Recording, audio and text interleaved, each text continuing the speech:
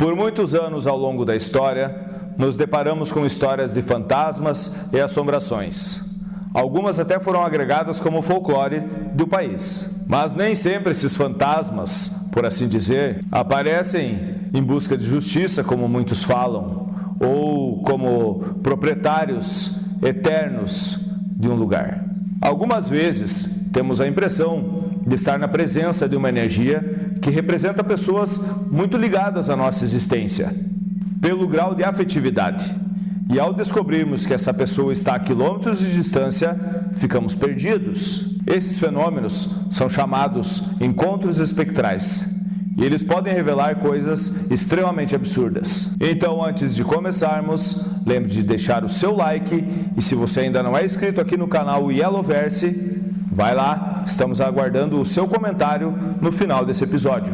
Em meados do século XIX, mãe e filho estavam em sua casa em Clapham, Inglaterra, saboreando os últimos raios de sol ao entardecer, quando o pequeno chamou a atenção de sua mãe para sua irmã, que se aproximava da casa no horizonte.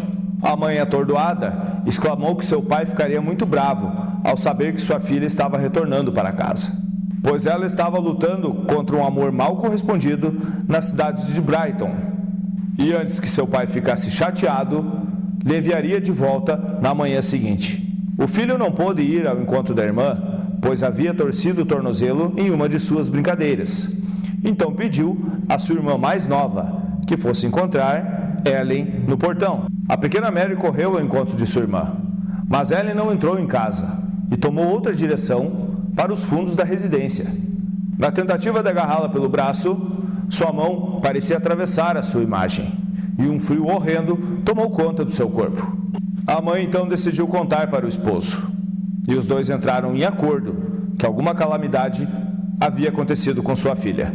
No dia seguinte, a notícia de que Ellen havia se jogado ao mar, pois não suportava mais a tristeza e a saudade daquele amor mal correspondido, se confirmou no mesmo horário em que sua mãe e sua família tiveram a sua visão. No final do século XIX, estudiosos começaram a reunir fatos para entender o que realmente se passava. Tanto que Frederick Mears declarou que, independentemente do que um fantasma possa ser, ele é um dos fenômenos mais extraordinários da natureza. E como a maioria das pessoas não acredita naquilo que não pode explicar, grandes pesquisadores decidiram ir contra a ciência da época e fundaram uma sociedade, a fim de investigar, sobretudo, fenômenos paranormais. A então Sociedade de Pesquisa Psíquica foi cautelosa ao declarar que não queria amedrontar as pessoas, e muitos de seus estudos causariam sono aos leitores. Na época, foram até ridicularizados, pois ninguém aceitava homens tão estudiosos se dedicando a assuntos desnecessários. Mas o trabalho de pesquisa prosseguiu. Formulários foram despachados para os 4 cantos do planeta com uma pergunta: você já teve, estando plenamente acordado, a impressão de ter sido tocado por algo sobrenatural que não soube explicar? Esse formulário tinha apenas opções de resposta sim ou não, e recebeu respostas da Áustria, Brasil, Itália, Alemanha e Rússia.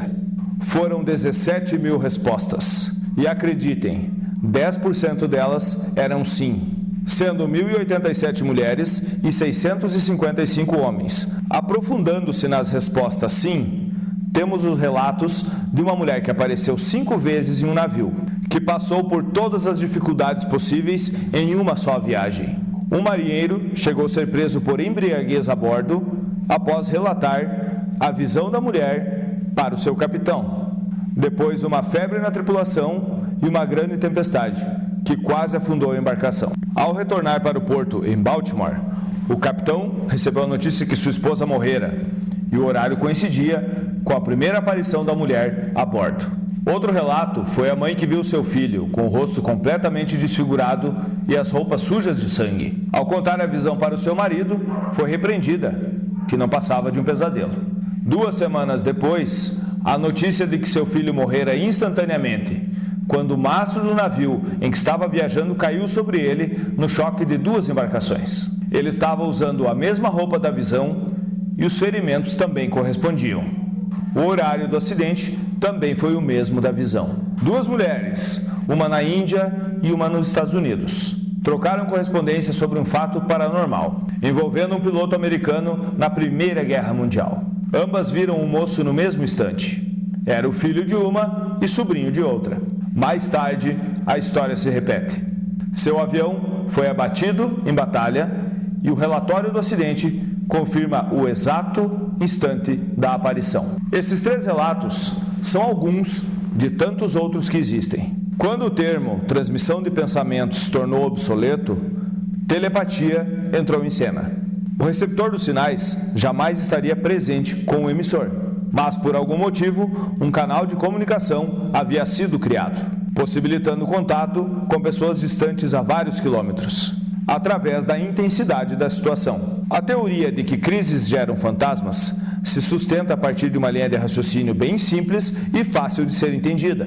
Me diga quantas vezes você, enquanto criança, atendeu um chamado de sua mãe que estava na cozinha, mas ela não havia o feito verbalmente. Pois é desta conexão que eu estou falando. Cientificamente falando, nossos corpos possuem uma quantidade de eletricidade, e esses pulsos elétricos fazem que nosso cérebro dê ordens ao nosso corpo. Em algumas crenças, essa energia é chamada de alma ou espírito. Outras crenças falam do poder criativo da lei da atração, baseado na frequência dos nossos pensamentos, bons ou ruins. Como podemos nos conectar com o universo ou com Deus a partir de um pensamento. Essa frequência do pensamento nada mais é que a intensidade dos pulsos elétricos em nosso cérebro. No caso das aparições ocorridas em episódios de morte, imaginemos a intensidade do pensamento dessa pessoa em visualizar aquele que mais ama. Por exemplo, mãe, pai, irmão, namorada. Essa sintonia abre o canal de comunicação e o evento paranormal telepático acontece. Ainda não se pode provar como ocorre, apesar de tantas teorias como a própria fé. O que sabemos é que essas teorias existem e uma enxurrada de relatos também. Infelizmente, esses relatos estão seguidos de uma tragédia. E eles envolvem quem mais amamos. Agora vou lhe fazer a mesma pergunta da Sociedade de Pesquisa Psíquica.